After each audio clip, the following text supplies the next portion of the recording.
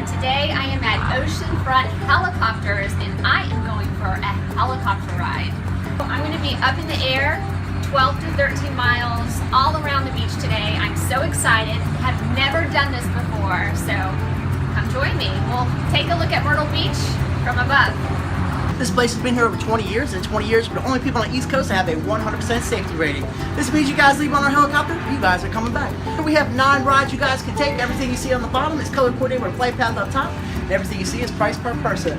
The next of our flights take you down the coast depending which way you gotta go, north or south. The furthest one we do have is the Grand Tour, and it takes you from here to North Carolina.